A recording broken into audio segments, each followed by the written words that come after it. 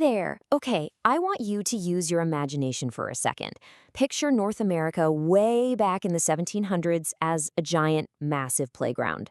But here's the catch. The kids who are actually playing in this playground aren't the ones making the rules. Nope. Instead, kings and queens all the way across the ocean in Europe just decided one day to completely redraw the lines in the sandbox. Welcome to this explainer on the Treaty of Utrecht, where literally a single piece of paper changed the map forever. But before we get into all the historical details, I want you to think about something. Have you ever had to share your space with someone new? Just imagine how it would feel if someone traded away your absolute favorite backyard or the best spot on the playground, and they did it without even asking you. Well, that's exactly what happened to a whole lot of people hundreds of years ago. So you might be wondering, how did they actually do it? Well, they used something called a treaty. A treaty is basically just a giant official promise signed between different countries. Back in 1713, a huge agreement called the Treaty of Utrecht was signed to put an end to a war happening over in Europe.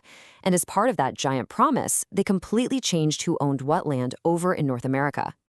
All right, let's jump right into part 1, drawing new map lines.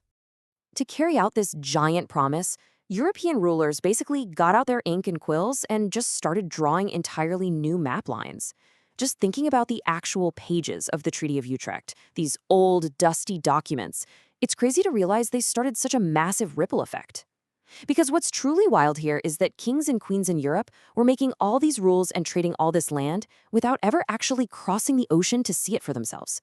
They were making rules for a sandbox they had literally never even played in. And this was a massive, massive trade. France had to give up huge amounts of their playground space. They handed over Hudson Bay, Newfoundland, and Acadia. And Britain, well, they hit the jackpot. They gained full rights to all of those territories.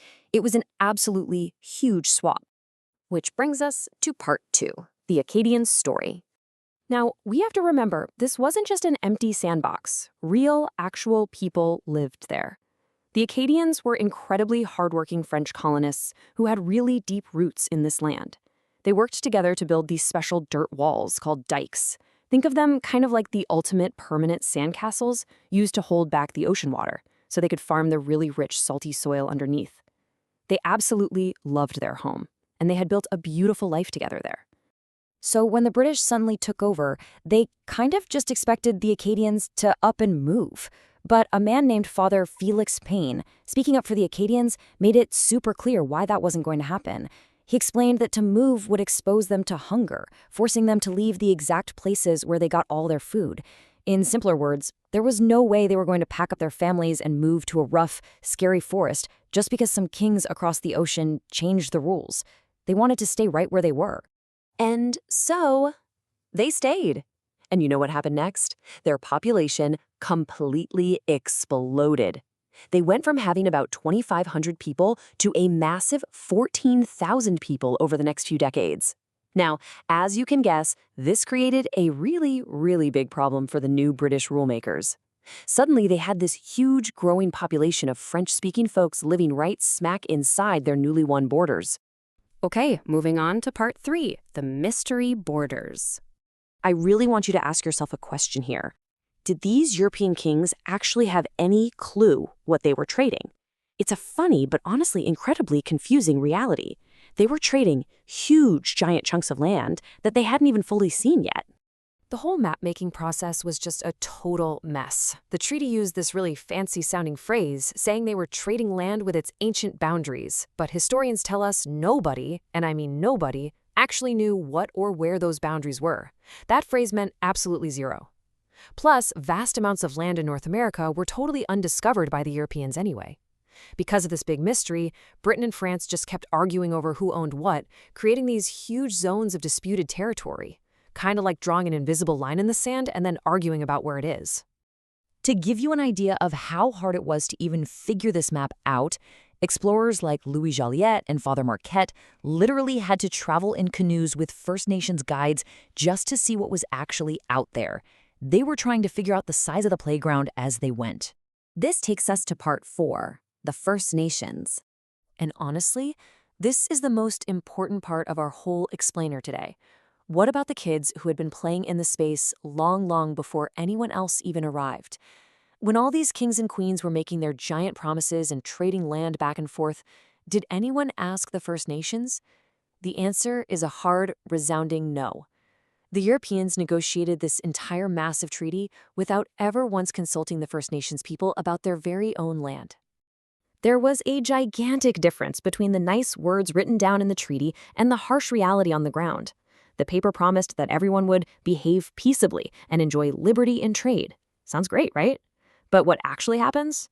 Well, as British settlers moved in trying to grab land, they often chased away or even killed First Nations people. The Abenaki people, for example, were forced to completely flee their own territory on the East Coast just to survive. But here's the thing. The Abenaki Nation didn't just give up. They were part of something called the Wabanaki Confederacy, which was a really large, powerful alliance of 5 different groups. When they were forced out by those British settlers, they packed up and relocated to New France. They joined up with French and other First Nations allies, forming incredibly strong defensive groups to protect their remaining homes against any future British attacks. They were so resilient, and they stood their ground. And other groups? Well, they found some really clever ways to navigate these new rules. Historian Peter Schmalz points out that because the British and French were always competing for furs, the Ojibwe used that rivalry to their advantage. As long as the Europeans were busy competing against each other, the Ojibwe were treated with great respect and actively sought out as vital trading friends. They played the dynamic perfectly.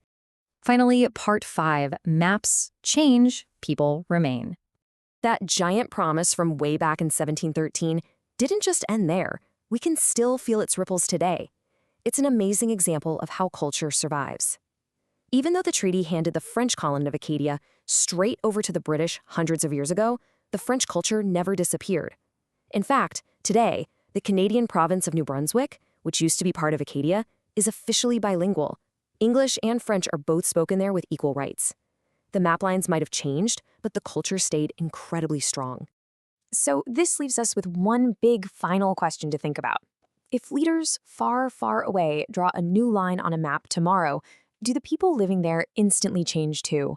History shows us that while kings can draw all the new lines they want in the sandbox, the people, their cultures, and their deep, deep roots, those remain. Keep asking questions, keep exploring your world, and we'll see you next time.